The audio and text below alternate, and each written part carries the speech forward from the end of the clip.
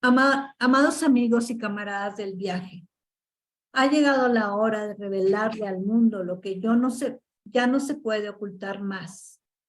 Las escrituras han predicho la llegada del Mesías, el Redentor del hombre.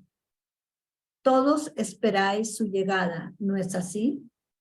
Entonces escuchad mi historia con atención. Yo sé que el tan esperado Mesías ha nacido del hombre. Las escrituras ya se han cumplido y el Hijo de Dios salió de la casa de David, el Hijo de Dios.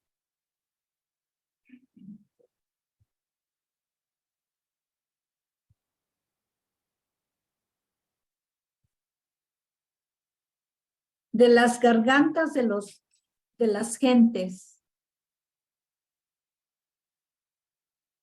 en la extensa compañía salió una exclamación de sorpresa, mezclada con placer, por la manera como mi bella madre comenzó su charla. Ella era conocida y muy popular entre todos los de nuestro pueblo, y ellos habían esparcido su fama entre los otros miembros de la compañía. El rabí Borrechan se sentó junto a mí cerca de la fogata y advertí su sonrisa complacida cuando me miró. El rabí Borrechan era judío, o sea, de religión judía 100%. Nada que ver con los esenios, pero era parte de esa caravana. Y era maestro de Jesús en todo lo referente a la doctrina hebrea. El rabí Borrechan se sentó junto a mí cerca de la fogata y advertí su sonrisa complacida cuando me miró. Los ojos de mi padre se acercaron lentamente hasta que encontraron los míos. Me di cuenta de que Juan fijó sus ojos sobre los míos con esa extraña adoración que él y mi madre parecían compartir. Recuerda, Juan el Bautista, primo de Jesús, pero eran niños aún. ¿No esperamos todos al Mesías? Sí. En Malaquías se escribió hace mucho tiempo: mirad, enviaré mi mensajero y prepararé el camino. Y el Señor al que buscáis llegará repentinamente a este templo, y también el mensajero del pacto, y se sentará como un refinador y purificador de la plata, y purificará a los hijos de Levi, y los purgará como al oro y la plata, para que puedan presentar una ofrenda al Señor, aunada a la justicia.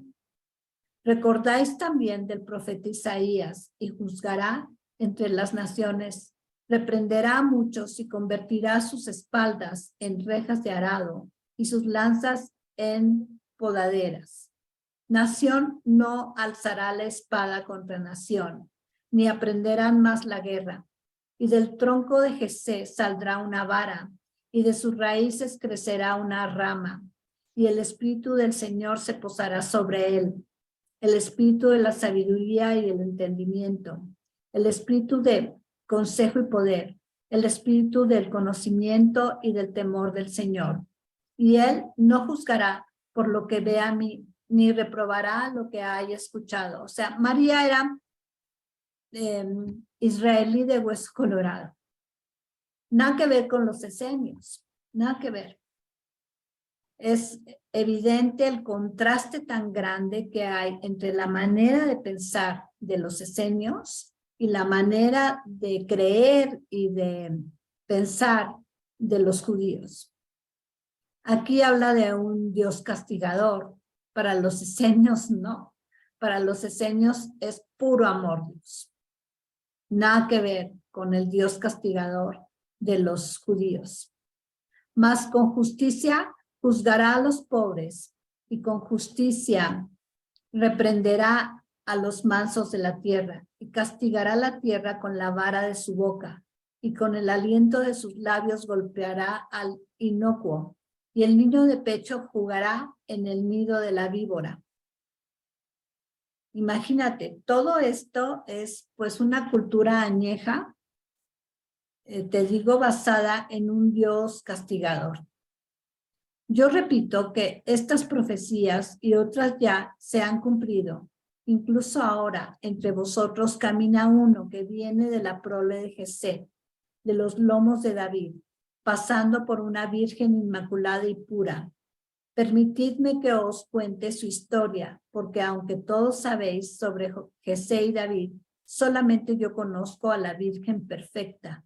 Ella es y era una niña de nuestra aldea, hija de sacerdotes. He aquí su sorprendente historia.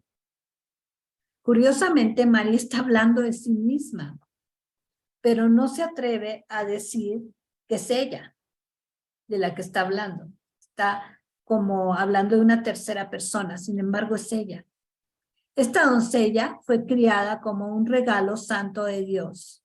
Sus padres se aseguraron de que sus pies no pisaran suelo sin consagrar hasta que llegara a los 7 años, y se le hizo novia de la iglesia. Durante su juventud recibió buen cuidado y esmerada educación, y pasó a la condición de mujer un poco solitaria y muy dada a los pensamientos místicos. No le escogió ningún hombre hasta mucho tiempo después de haber cumplido la edad. No hasta mucho después de haber cumplido los 15 años vino un hombre a reclamarla y a pagar la dote por una joven tan mística y bien criada. A los 17 le escogió un gran hombre, un erudito de carácter amable y de aspecto humilde, que tenía 24 años cuando se comprometieron. Después de la fiesta de compromiso, él se marchó a otra ciudad para cumplir con un trabajo de construcción. Después de 4 meses de su ausencia, ella se sintió muy sola y a menudo iba al santuario de la casa de su padre a orar. Allí, un día, su vista fue iluminada por un ángel, de pie, erguido y alto. En medio de un brillo poderoso, el ángel dijo: Salve Virgen altamente favorecida, Dios está contigo, bendita eres entre todas las mujeres. Pero la doncella estaba severamente angustiada y petrificada. Temía que la visión hubiera sido falsa, mas el ángel dijo: No temas, Virgen, has encontrado favor delante de Dios. Escucha la voluntad del cielo. Concebirás y darás a luz un hijo que será poderoso y se llamará Hijo del Altísimo. Y el Dios Supremo lo colocará sobre el trono de su antepasado David y reinará sobre la casa de Jacob para siempre, y su reino no tendrá fin. Pero mientras el ángel hablaba y el santuario estaba lleno de su resplandor y hacía eco a la gloria de su voz, la mente de la Virgen empezó a vacilar y a huir de la conciencia divina. Cuán rápidamente descendió de una meditación elevada a una actitud de mente totalmente humana. La duda, la vergüenza, el temor, sí, incluso el terror, empezaron a darle golpes a su conciencia. Su mente luchaba con preguntas tales como: ¿era este en verdad el ángel de Dios? Si él era un mensajero del Altísimo, ¿por medio de qué señal podía probarlo? Si ella, una virgen no tocada por el hombre, debía concebir y dar a luz el Hijo del alto cielo, ¿lo creería el hombre y le rendiría culto, o la deshonraría y la acusaría ante el mundo? ¿La rechazaría su amado por medio del decreto de divorcio? Si así fuera, lo haría por medio de 2 testigos que guardarían el secreto, o lo haría en público ante el portón o dentro de la sinagoga. Si él no le creía, lo harían los vecinos. Tomarían la ley en sus manos, vecinos encolorizados, la llevarían a juicio público y la condenarían.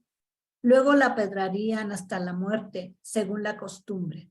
Imagínense esta jovencita con una educación súper esmerada en cuanto a las leyes judías, desde luego, pero en una sociedad muy rígida y muy machista.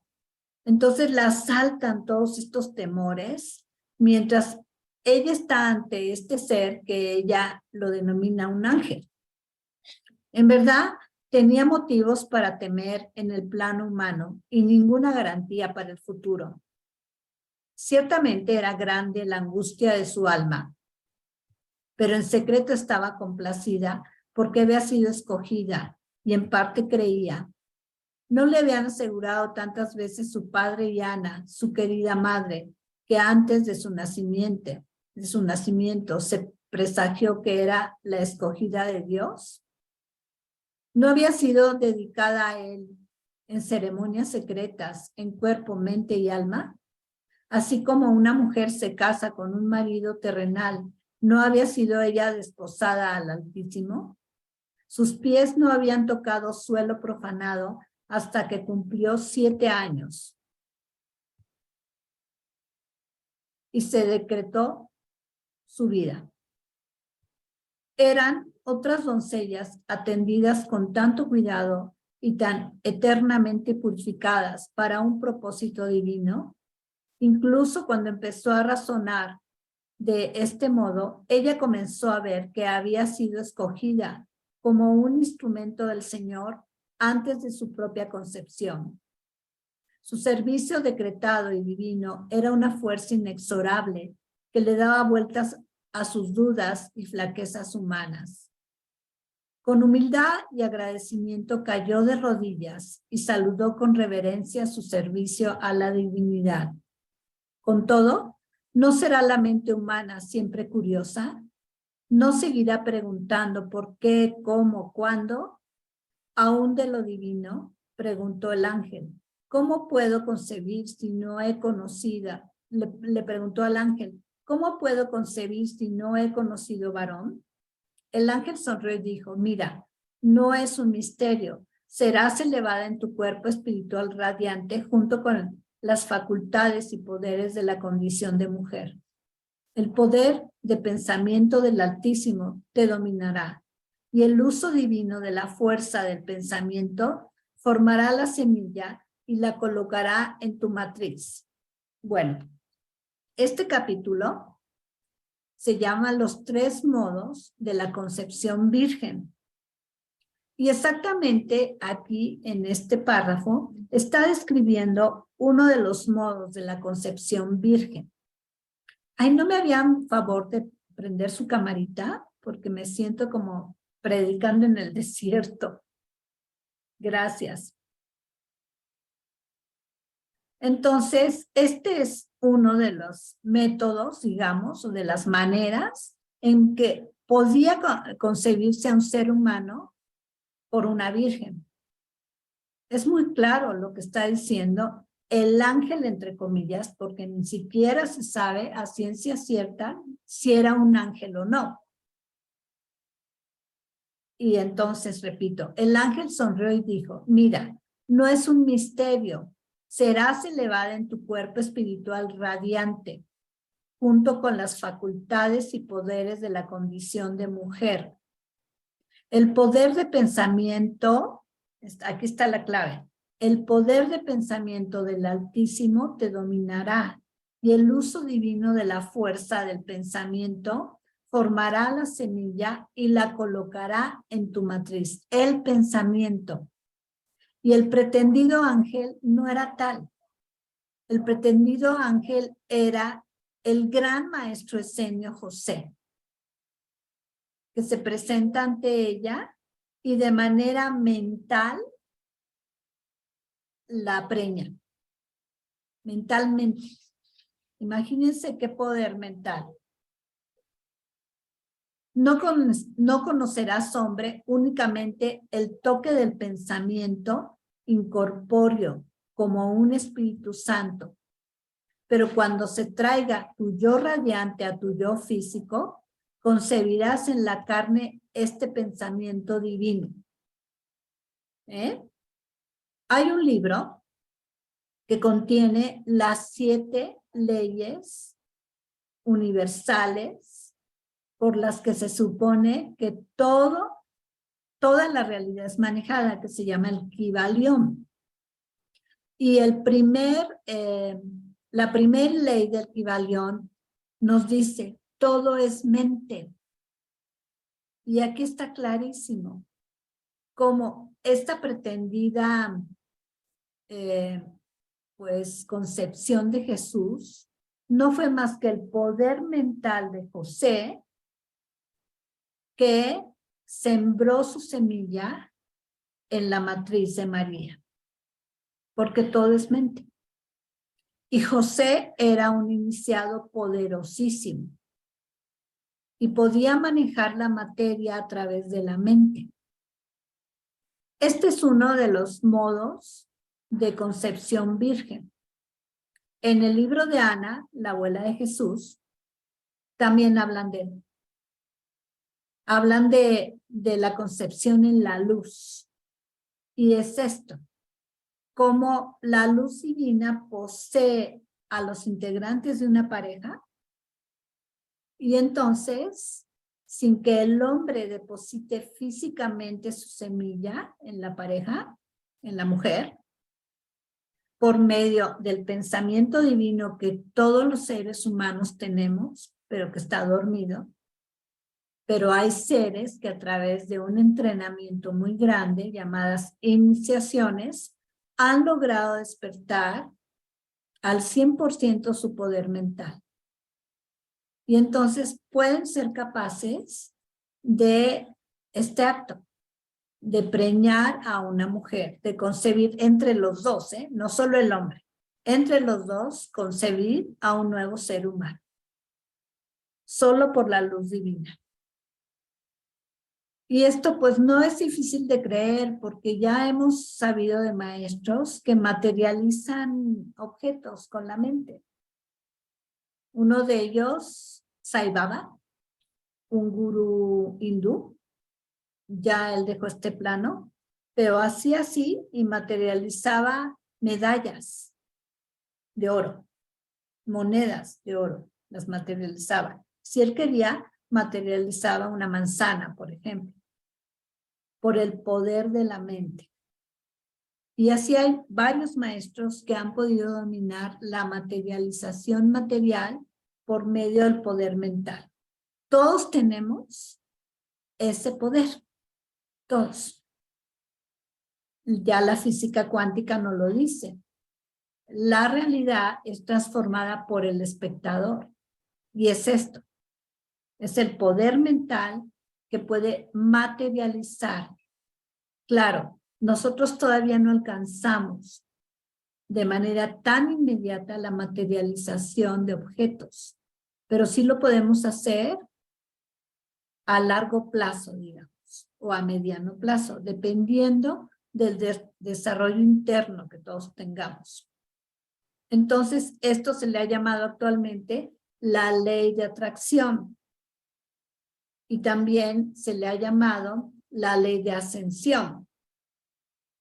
La ley de ascensión nos dice que por medio de darlo por hecho y actuarlo en tu realidad como si eso que quieres materializar ya está hecho, entonces se va a manifestar.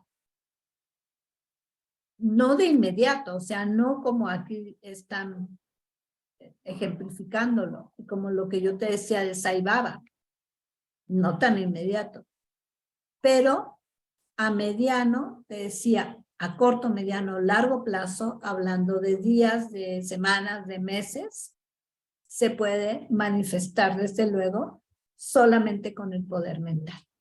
Y la ley de atracción nos dice que eso que tú quieres ya está creado y que lo que vas a hacer es materializarlo por medio de atracción. Vas a traer eso que ya existe a tu vida por medio del poder mental. Lo mismo, la concepción virgen en el caso de María fue así por medio del poder mental de José. María, según la pintan aquí en las 9 caras de Cristo y la pintan en Biblia, por lo que aquí está diciendo ella, no estaba consciente de lo que había pasado. En el libro de Ana, la abuela de Jesús, sí que lo estaba. Sí que lo estaba. Es otra versión. Pero el meollo del asunto es que Jesús es concebido por poder mental. Divino, sí, todos somos divinos. Y ese poder mental es súper divino. Somos los únicos seres en la faz de esta tierra que somos capaces de materializar realidad. Y de eso nos está hablando el libro. Claro que la Biblia nunca te lo va a decir. Nunca.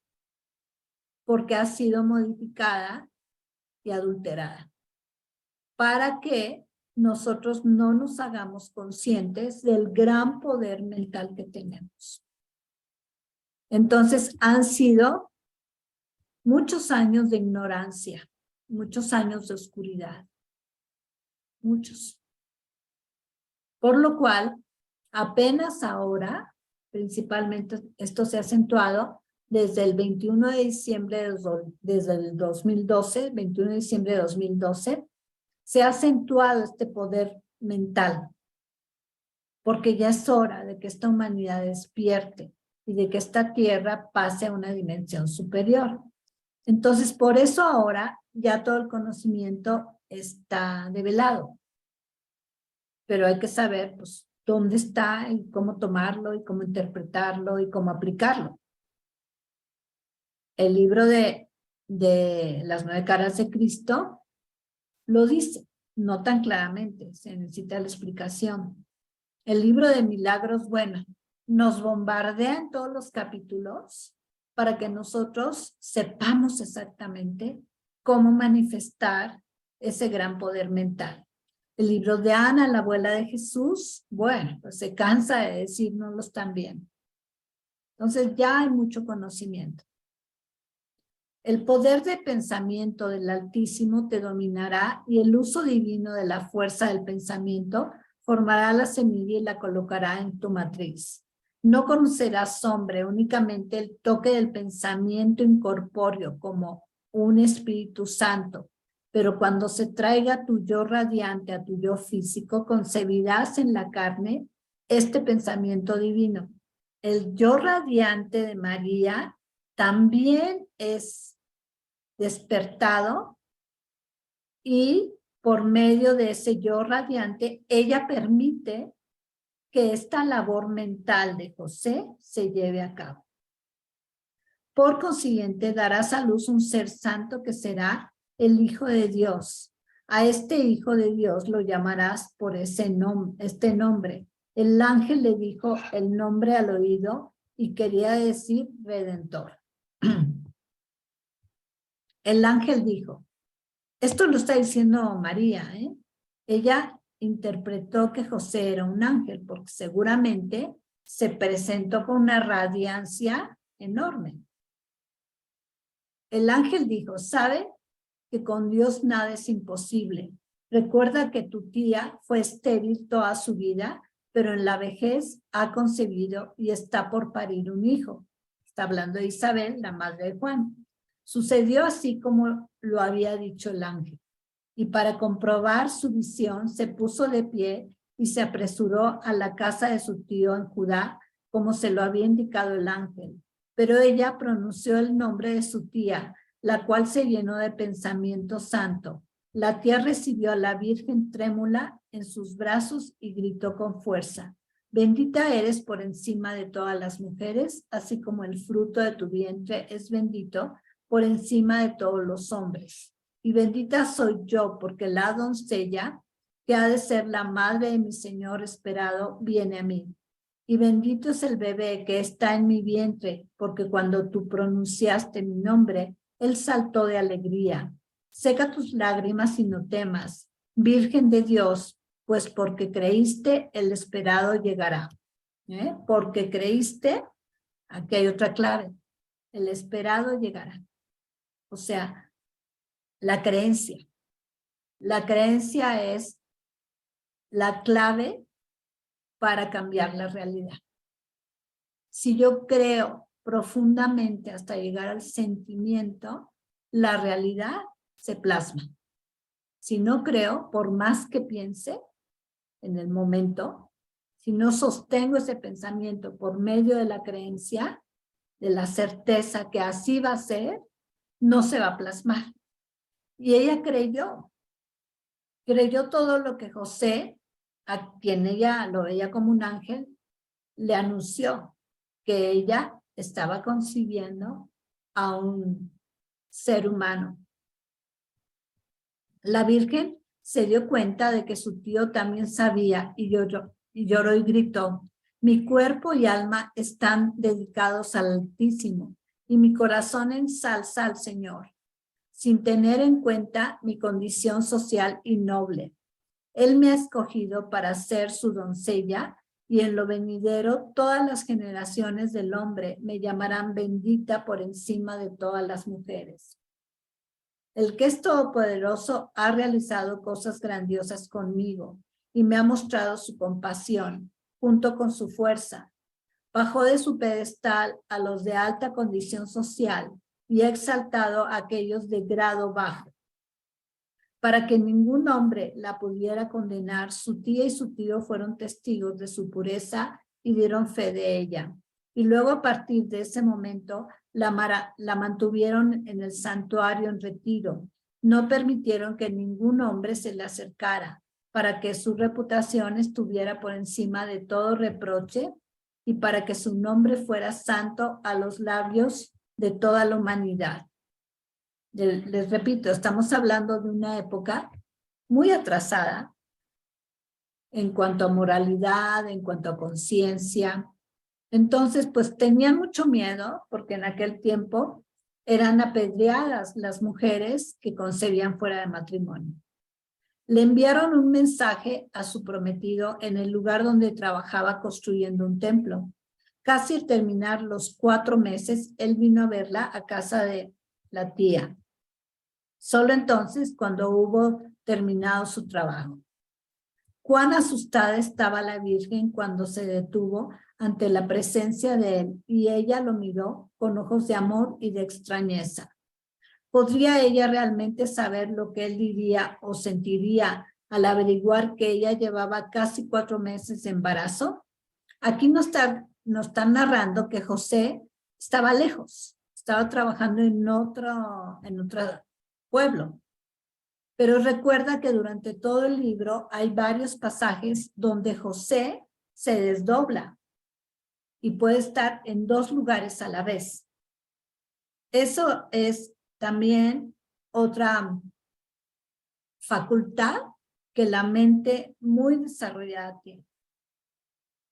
Dado que el cuerpo no es para la mente desarrollada indispensable para presentarse en otro lugar, sino que su yo radiante, por decirlo de alguna manera, su yo angélico, puede transportarse a grandes distancias e ir a donde quiera, porque ya escaparon del tiempo y del espacio. Esa conciencia mental ya escapó del tiempo y del espacio. Cuán asustada estaba la Virgen cuando se detuvo ante la presencia de él y ella lo miró con ojos de amor y de extrañeza. ¿Podría ella realmente saber lo que él diría o sentiría al averiguar que ella llevaba casi 4 meses de embarazo? ¿Qué creería él? Pero ella, su tío y su tía le contaron todo, alegando que él debía saberlo y que si no les creía debía exterminarla antes de rechazarla. Pero él se quedó muy quieto, sus ojos fijos sobre los de ella, y de un modo inescrutable no se sintió impelido a culparla ni a reprocharla. Pues él es el que lo había hecho. Él escuchó a la tía de la Virgen explicar bajo su palabra de honor que la doncella todavía era virgen y que ningún hombre se le había acercado en ese tiempo. Pero él no se sintió movido a la aceptación, a la alabanza ni al júbilo, pues ya lo sabía él. La miró con ojos que parecían estar llenos de adoración y amor. No obstante, no dijo ni una palabra y se alejó de la casa con lágrimas en los ojos, lágrimas de devoción. La Virgen no supo lo que él sintió ni lo que creyó, y lloró y gritó al Todopoderoso en medio de su angustia. de modo que resolvió morir y rechazó alimento y agua. Y al terminar el segundo día, se paró en medio del santuario y gritó con amargura. Luego escuchó un sonido y sintió los brazos de su amado a su alrededor, su beso dulce sobre su rostro y sus lágrimas que se mezclaban con las de ella. Querida, nunca dudé de ti, porque yo lo sabía antes de que tú lo supieras. Claro, y había detalles entre mi altísimo Dios y yo sobre los que tenía que orar y por los que tenía que agradecer. Y mis palabras no podían expresar el gozo de tu santidad o las maravillas de su creación. O sea, él había hecho todo este proceso, pero se conoce por lo que dice aquí, que todavía no tenía la certeza total, todavía no, estaba como en el proceso de ver que sí lo había logrado y que esta alegría tan grande que él estaba sintiendo al comprobar que lo había hecho realmente como, seguramente como su yo divino se lo había indicado. Entonces, imagínate qué júbilo y qué sorpresa, o sea, que no es, la palabra no es sorpresa, sino qué asombro de ver su poder mental a la hora de que comprobó que María estaba encinta. Es como si tú, no sé si te ha pasado, que has deseado algo que para ti es muy importante durante mucho tiempo y de repente lo ves realizado porque lo has soñado, lo has visualizado, lo has deseado profundamente y lo ves que ya se plasmó en la realidad. ¡Wow! ¿Cómo te sientes? Lloras de júbilo.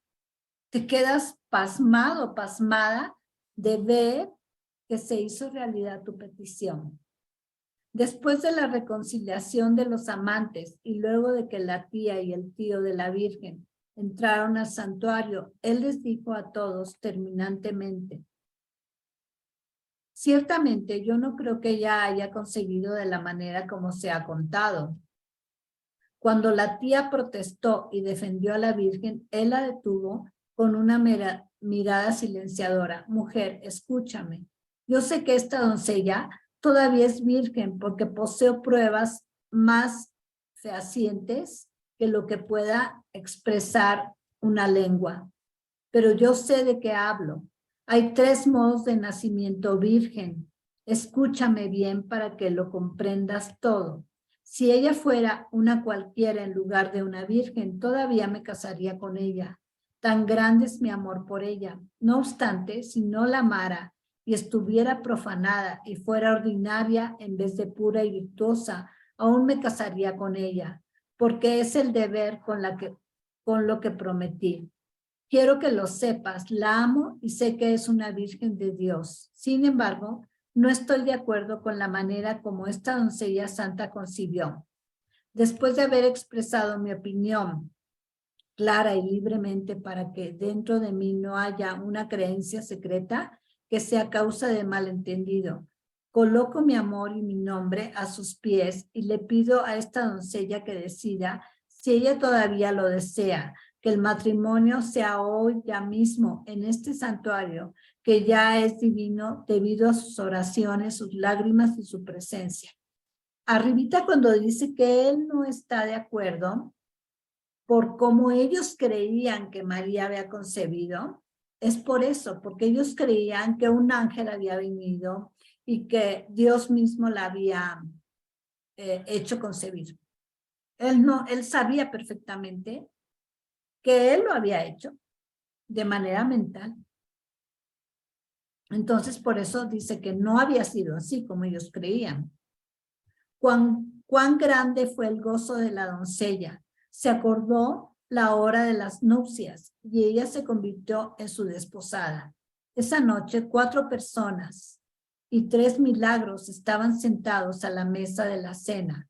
Una mujer estéril que llegó a ser fecundada por la promesa de Dios, una virgen que concibió por la orden de Dios y un prometido que se elevaba por encima de todas las dudas humanas, y con ellos los dos hijos por nacer que influirían sobre el futuro de la humanidad. Esto lo está diciendo María.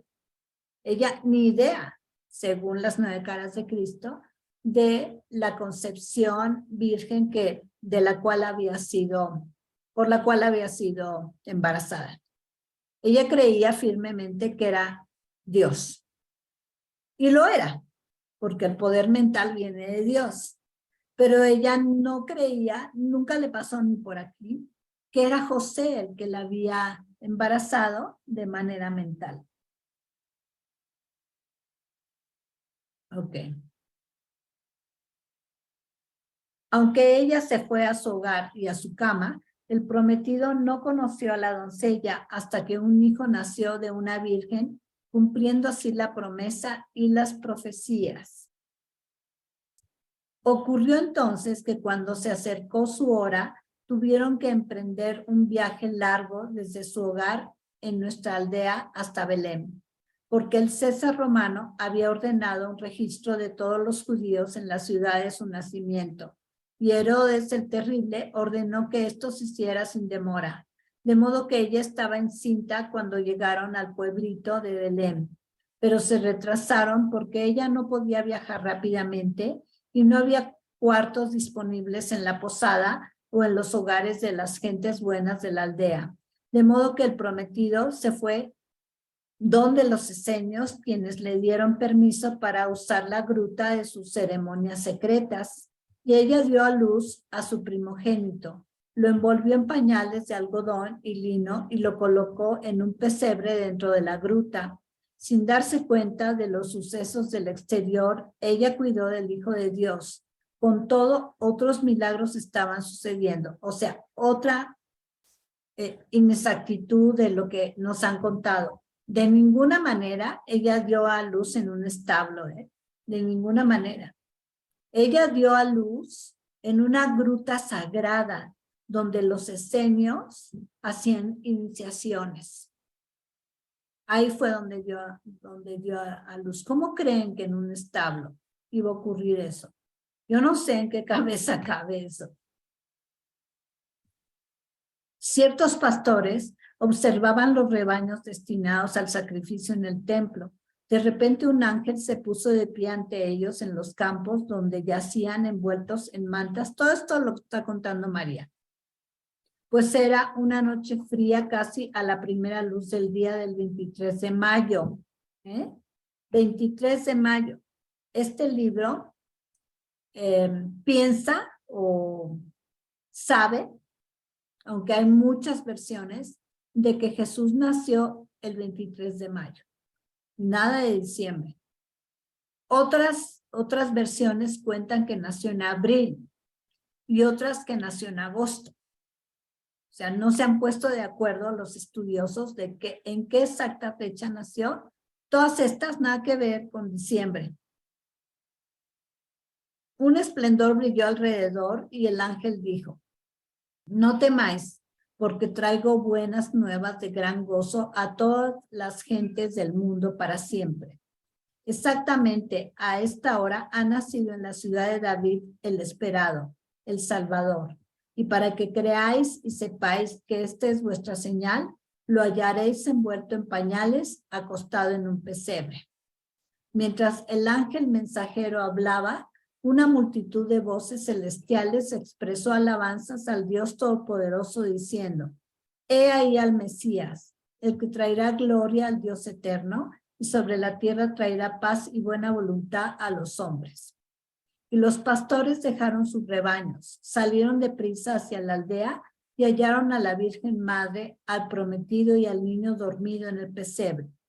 Los pastores contaron la historia en la populosa aldea y la Virgen Madre estaba perpleja y meditaba en su corazón por qué el nacimiento del Hijo de Dios fue tan humilde y sin embargo anunciado.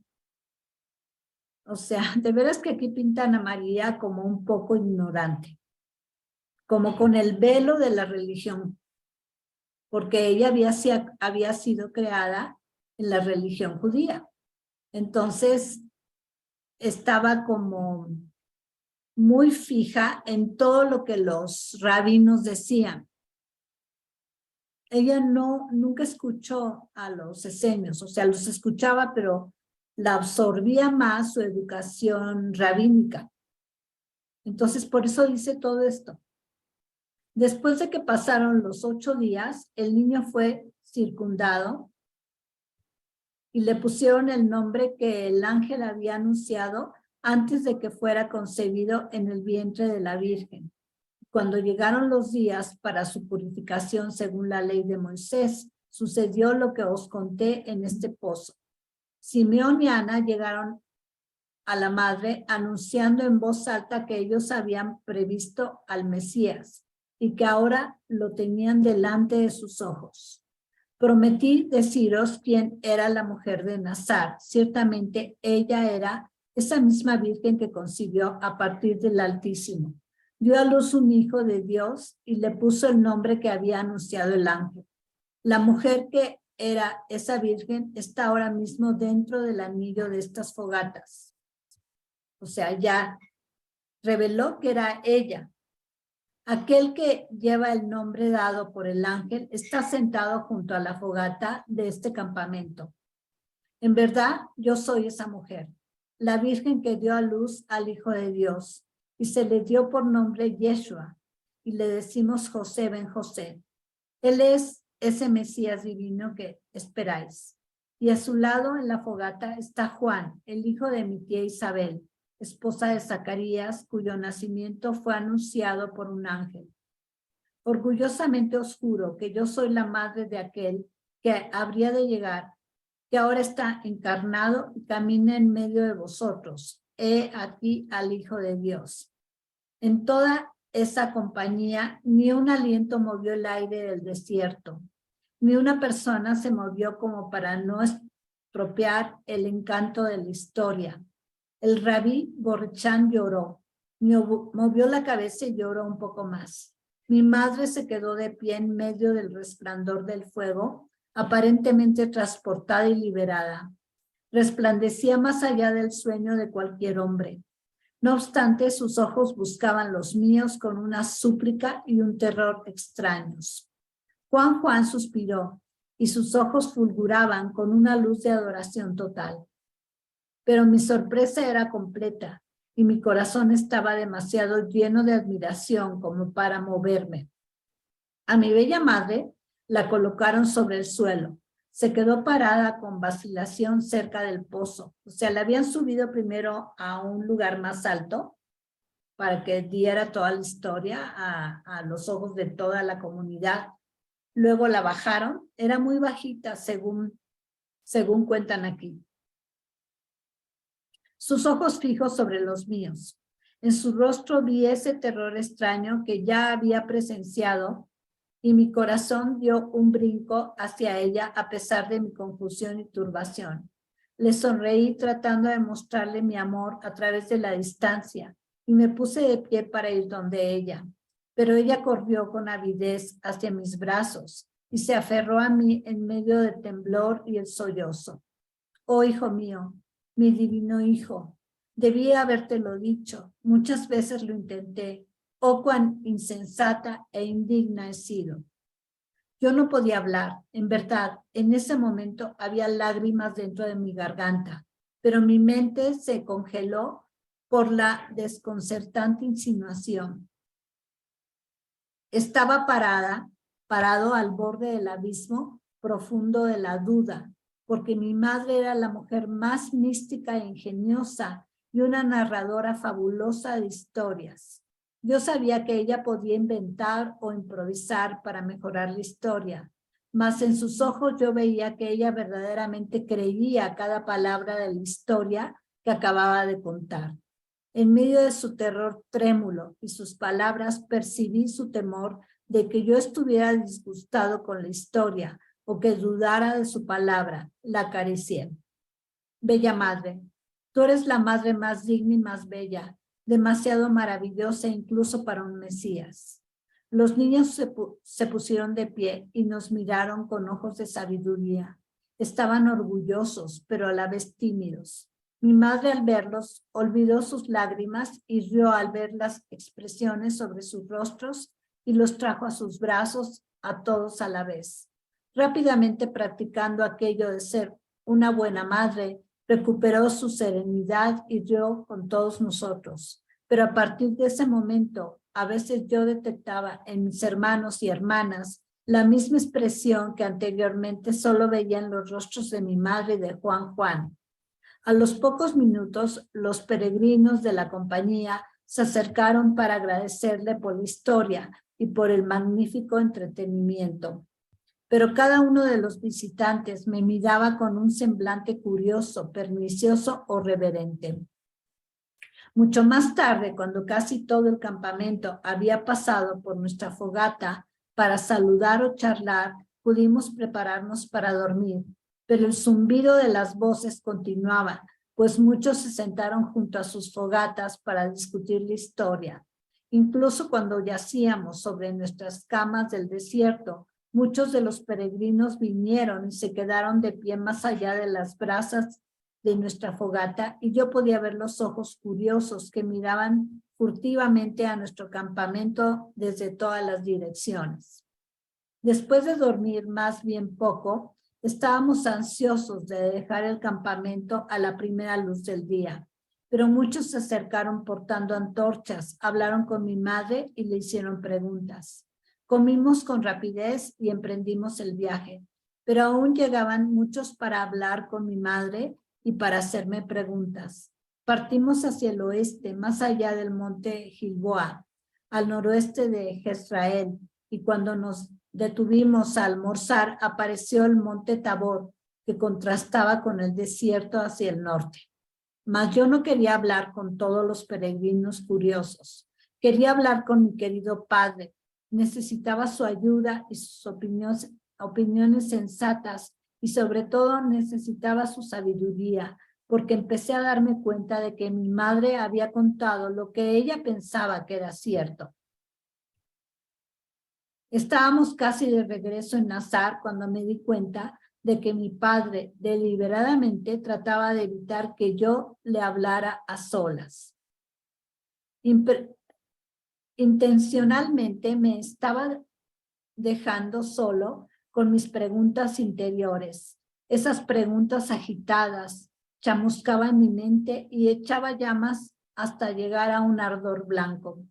Estaba tan fastidiado y afligido con los pensamientos internos, las dudas y las sospechas, que me encontré escuchando solamente a medias cuando hablaba incluso con los ancianos de la compañía. Les puse muy poca atención y no les mostré mucho respeto. Maribé estaba muy cansada, o sea, su hermanita, de la larga caminata, y Juan y yo decidimos ayudarle cargándola sobre nuestros hombros. Juan la llevó primero durante un rato. Cuando me tocó el turno, ella retrocedió. Me sorprendí, mas no estaba listo para la herida profunda que me causaron sus palabras tan directas. ¿Debería un mortal como yo sobrecargar al Hijo de Dios? Dijo la niña.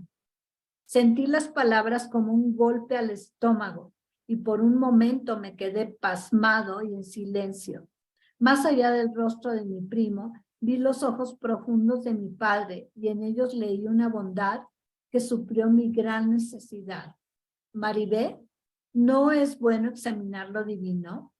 ¿No debe aquello que es divino verdaderamente llevar todas las cargas de la carne humana e incluso más? Maribé reflexionó un momento y sacudió sus rizos que eran como hilos de algodón. Bueno, si lo quiero como a un hermano, incluso si es el Mesías, con la sinceridad natural de los niños, vino a mis brazos, se sentó a horcajadas en mi cuello y seguimos caminando con dificultad bajo el calor de la tarde. Mi padre se limitó a guiarme y enseñarme. Sus palabras habían sido una advertencia preparatoria para las pruebas difíciles que vendrían. Las preguntas que perturbaban mi mente desgarraron mi corazón, igual que un cojín a la cruz. ¿Era yo en verdad divino? ¿Era yo como pensaba mi madre, el Hijo de Dios, hijo de una virgen impoluta por el hombre? ¿Qué quiso decir mi padre cuando le dijo a mi madre que había 3 maneras de nacimiento virgen? Mientras más reflexionaba sobre estas cosas, más me daba cuenta de que tenía que hablar con mi padre, pero siempre estaba con alguien y no podíamos hablar a solas. Mi madre, al parecer ajena a la carga que había arrojado sobre mi corazón, parecía un pájaro, alegre y libre. Se movía con una nueva energía y se veía más animada que nunca. Vi que por fin había hecho aquello que se veía obligada a hacer y que sin embargo había aplazado, llevando en su corazón la carga de la postergación. Pero algo bueno había sucedido.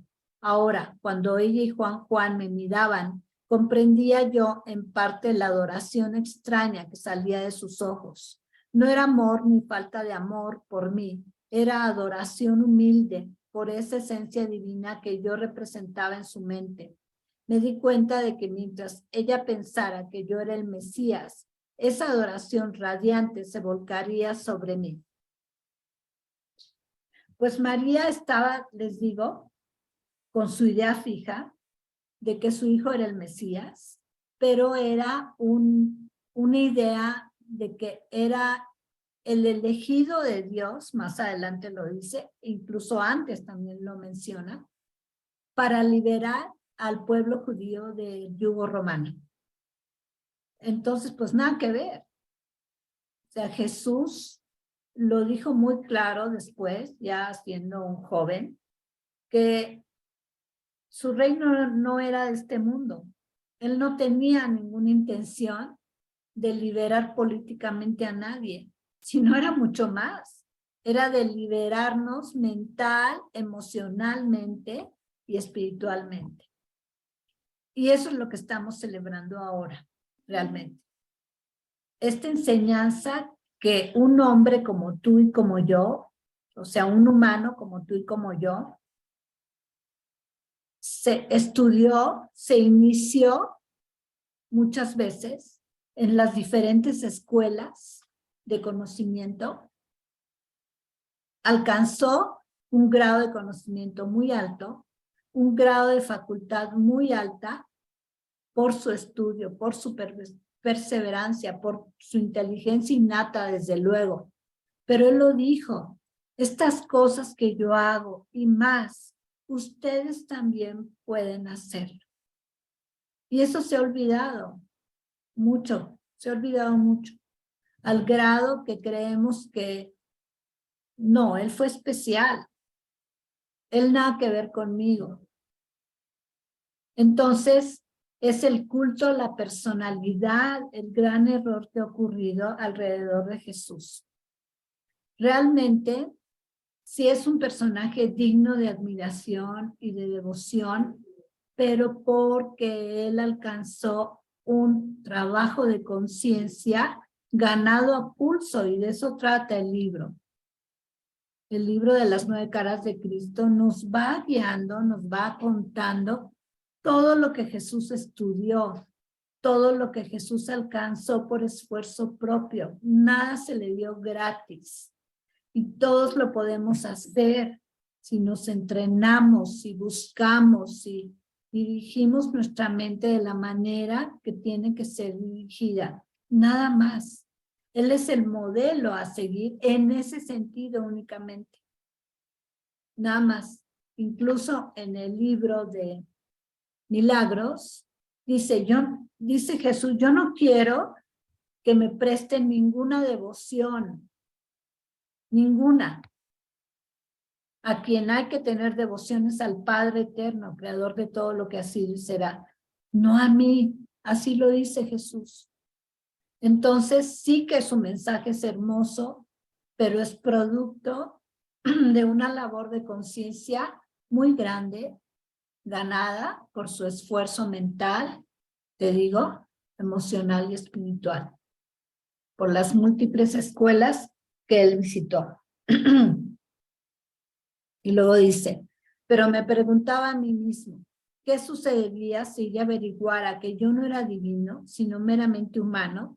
Sabía cómo su vida giraba alrededor de este designio de su propia preparación cuidadosa, su nacimiento y su entrenamiento para servir como la doncella de Dios. Sin ese designio secreto, este maravilloso propósito en su vida, esta sería en verdad menos que nada. Comprendí claramente que mi propia divinidad, incluso mi aceptación verbal de la divinidad como hijo de Dios, era necesaria para apoyar su continuada fe en su creencia.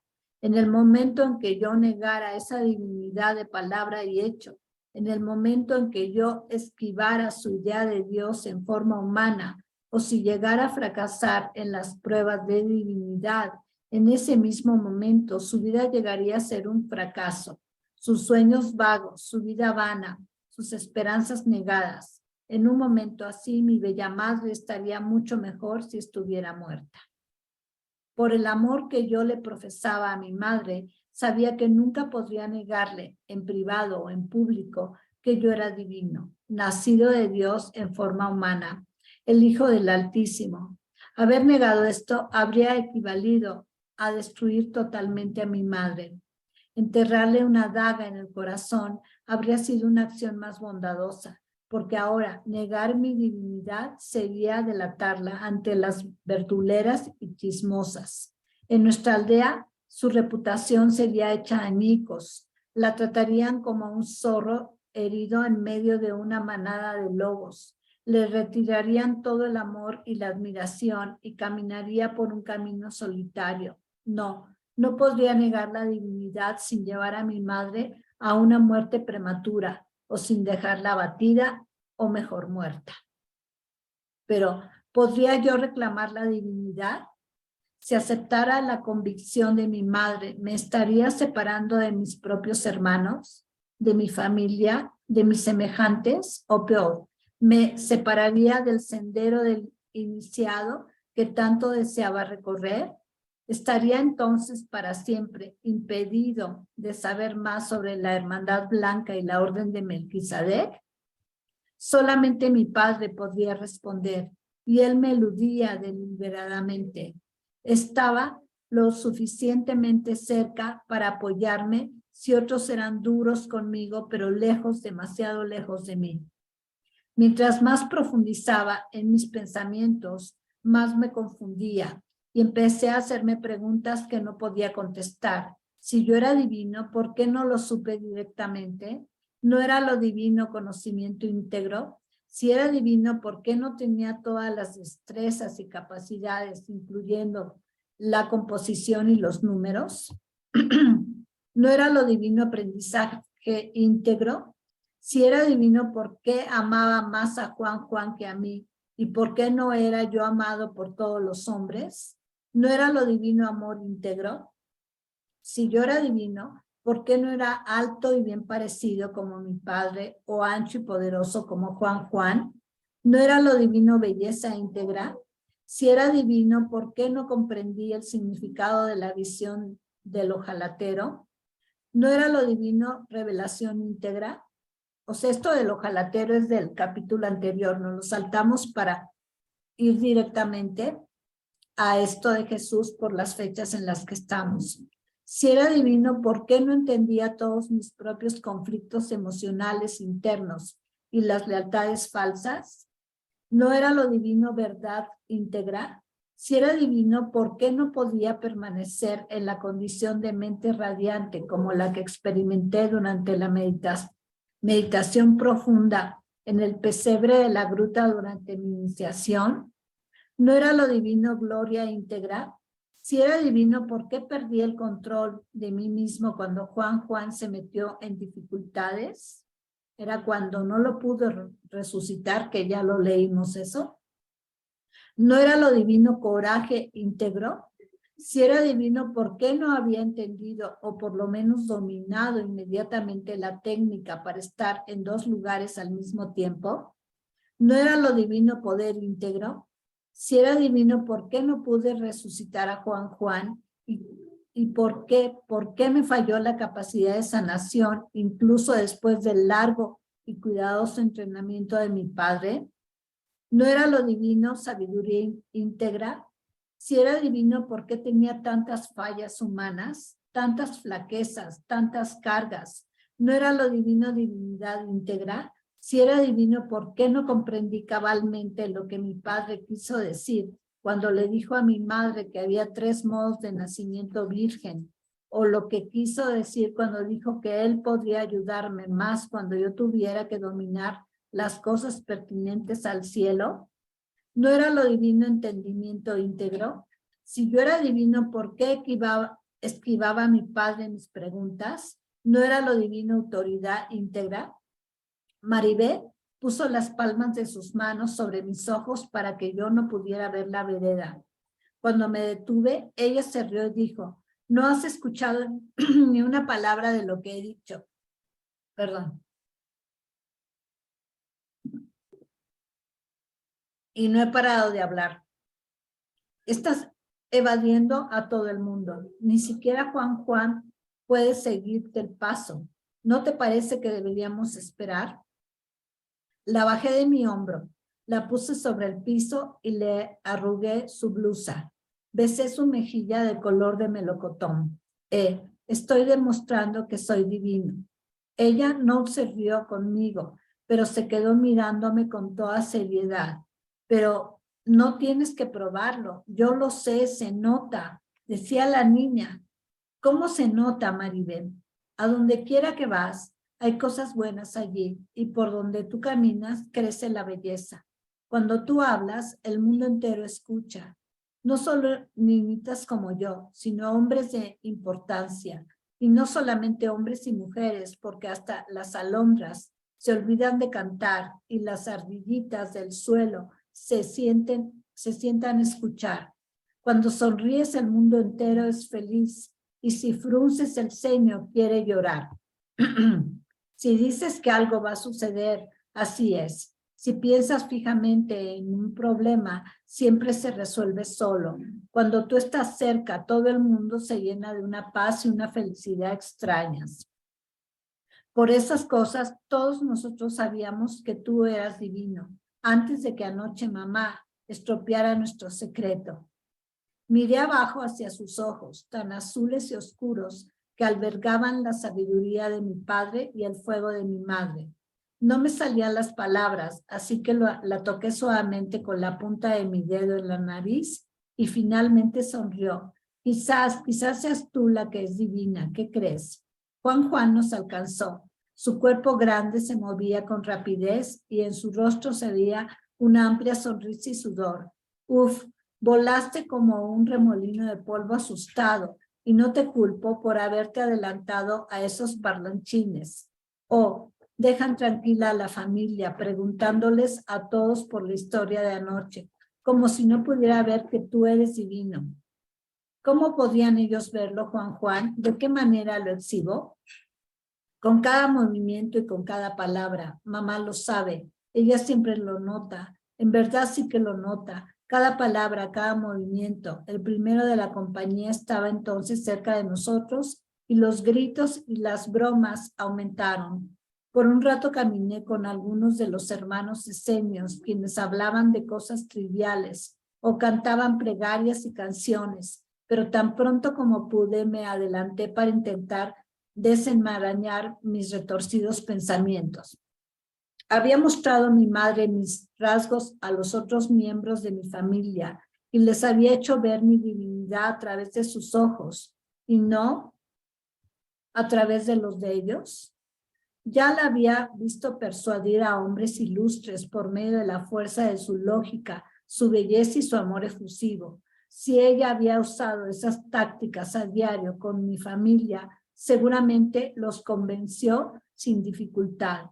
Ya sabía que no podría recurrir al rabí Borichan, pues él ya estaba bajo el hechizo y era uno de los celotes secretos que aguardaban la llegada del Mesías, con la esperanza de que él guiara a Israel a destronar a los conquistadores romanos. No podía pedir consejo al sacerdote. Si mi madre había sembrado la idea de mi divinidad en las mentes de mi familia y sus amigos, no podía esperar ver un reflejo de la verdad en sus ojos, a menos que lo que mi madre decía y pensaba fuera 100% correcto, porque ciertamente, bajo el dominio de ella, todos me veían como divino y como el esperado Mesías. Luego me pregunté si podía hablar con mis hermanos en el complejo. Lo pensé bien y decidí que no podía hacerlo. Ellos caminaban conmigo ahora y, sin embargo, no decían nada en cuanto a mi éxito o fracaso en el templo. Tampoco hablaban de la historia de mi madre sobre la Inmaculada Concepción. Eran amables y atentos conmigo, pero esto era parte de nuestra formación diaria. Solo hablábamos sobre las trivialidades del día, rezábamos nuestras oraciones o recitábamos en conjunto los salmos de acción de gracias. Verdaderamente no quedaba nadie más que mi padre para resolver mis dudas, pero él no me daba la oportunidad de que habláramos a solas. Con todo, sabía que él me amaba mucho y que cualquier cosa que dijera a la larga sería de gran importancia y de verdad eterna. En la desviación nos despedimos de aquellos peregrinos que iban con rumbo al norte hacia Caná, Cafarnaún y los otros pueblos. Al llegar a nuestra aldea nos acompañaron solo unos 400 que cantaban mientras caminábamos con vigor por las calles sinuosas de la aldea. Nos detuvimos en la cima de la loma y miramos hacia abajo. Nuestra aldea estaba situada sobre las colinas como colinas más pequeñas al lado de la montaña. Era una vista hermosa, con las casas descansando, como en las escenas de los sueños, sobre las colinas y el río, dando vueltas por el ancho valle. Parecía que acogía el complejo y los campos de la fraternidad en las afueras del valle. Después de muchos hasta la vista y muchas bromas, las familias se fueron a sus hogares. Los esenios y mi familia permanecieron juntos hasta que llegamos a nuestro patio. Luego los hermanos nos dejaron con un saludo silencioso de amor y de bendición. Pero no pude hacer arreglos para estar a solas con mi padre. Y Jim y Jojo estaban con nosotros para desguarnecer y almorzar los animales. Luego bajaron con mi madre y Maribel a la rocosa cuenca en el río para lavar nuestras ropas de viaje. En el taller donde trabajaban mi padre estuvimos Juan y una cantidad de visitantes toda la tarde. Entonces los momentos pasaron rápidamente y llegó la hora de la cena. Era una noche hermosa. Estuvimos todos juntos hasta la hora de acostarnos. Mi madre estaba tan chispeante, tan radiante, tan espontánea, tan libre. Su gracia fulguraba y su energía se elevaba. Su amor se derramaba sobre todos nosotros. Estaba desahogada y gozosa. Después de habernos acostado, le escuché decirle a mi padre con felicidad y una voz baja: «Oh, José, José, estoy tan contenta de que por fin se hizo. Ahora cientos de personas de toda la nación saben la verdad y ya creen en su divinidad. Me siento tan libre». Querida, contaste una historia convincente y estuviste tan bella que ningún hombre podría dudar de ti. ¿Y qué piensas, mi esposo? ¿Y qué piensa mi esposo? ¿Quién te adora más que él? Él me adora, pero cree completamente. Más que completamente, él cree fielmente. Oh, José, algún día sabrás cuán equivocado estás. Mientras tanto, bella esposa, no sé ya exactamente cuánta razón tienes, pero tú no crees que él es el Hijo de Dios, Dios en forma humana. ¿Hay algún otro Dios? A menos que sepas que sí, ¿estarías de acuerdo si te lo dijera? El camino del iniciado, recuerda, yo lo recorrí durante 6 años. ¿Podría ser que te detuviste demasiado pronto? Me detuve cuando el ángel apareció. ¿Nunca tuviste la curiosidad de saber cómo sucedió eso? ¿De qué otro modo? Fue enviado por Dios. Dios en forma humana, querida. ¿Hay alguna otra forma? Para mí solo hay una forma. Tenía que ser Dios en forma humana. En esta creencia tuya, ¿me haría ceder si ello fuera en contra de mi propio conocimiento verdadero? Solamente si creyeras. Querida, yo sé que te adoro, mujer. ¿No es eso suficiente? ¿Qué tal si él no cree porque tú te rehusas a creer? ¿Qué opina él de todo esto? O es recatado y modesto. La historia fue un trauma. Todavía no puede aceptar la historia verdadera, pero con el tiempo lo hará o lo hará. Tiene que hacerlo. ¿Por qué no decimos tiene que hacerlo si Dios quiere? Oh, José, José, yo sé que no lo aceptas, pero ya verás, mi amor, ya verás. Pues en pocas palabras, María tiene toda la visión bíblica que nos ha llegado a nuestros tiempos. Pero ahora que, como te digo, estamos despertando. Ya el conocimiento está llegando a nosotros. Entonces, toda esta visión bíblica y religiosa ya no cabe. Ya tiene que intervenir el razonamiento de que hay personas que tienen el entrenamiento suficiente para, te digo, plasmar realidad. Y uno de ellos fue José, gran maestro de Jesús, porque desde luego que todos los prodigios que la Biblia nos dice de Jesús son verdaderos, porque tuvo el entrenamiento. Por eso, porque se abocó a aprenderlo, como José su padre. Tuvo grandes maestros, tuvo grandes escuelas, fue preparado por todos ellos y por eso hizo las curaciones, las resurrecciones, todos los prodigios que sabemos que hizo. Pero recuerden, él lo dijo, estas cosas que yo hago y más, ustedes pueden hacer. Así que es una gran noticia para el ser humano que Jesús lo haya dicho. Y si fue un hombre tan sabio, tan preparado y tan inteligente, de verdad que esto es. Las cosas que él hizo y más, nosotros podemos hacer. Quédate con eso como un gran regalo de Navidad. Cultiva esta certeza a más no poder.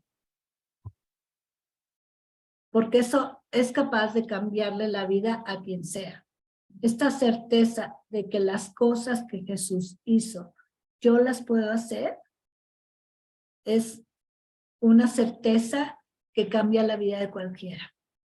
Ese es el gran regalo que yo te tenía preparado para hoy. Es digno de celebrarse el conquistar esta certeza, que ya lo hemos estudiado tanto en el curso de milagros y que hoy es una fecha que ni siquiera concuerda con el verdadero nacimiento de Jesús, pero no importa, el tiempo no importa.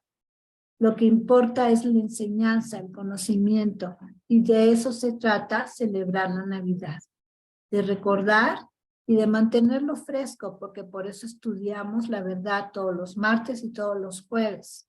Mantener fresco que las cosas que Jesús hizo, nosotros las podemos hacer. ¿Ok? Pues por mi parte es todo. Ha sido delicioso compartir contigo esto.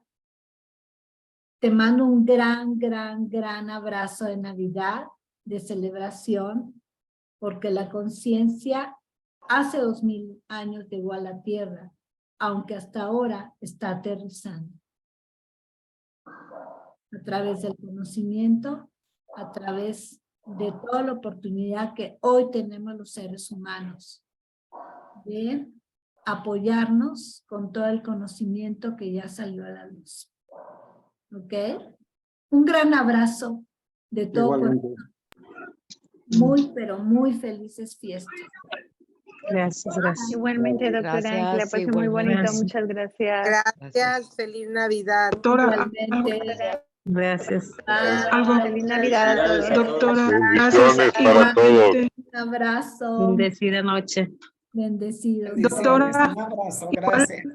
¿Sí? ¿le puede decir a los chicos que todavía no tienen el libro que usted tiene el link? Sí, quien lo quiera, pídamelo. Ya Lea nos hizo favor de otorgarnos ese libro en Un PDF. compañero. Yo no lo tengo. Gracias. Pues escríbanme quien lo quiera para hacérselos llegar. Ok. Gracias. Gracias, doctora. Gracias. Hasta luego. Bye. Feliz Navidad a todos. Un saludo, Eli. Felicidades. Un saludo, Eli. Bye. Un saludo, Eli. Bendiciones.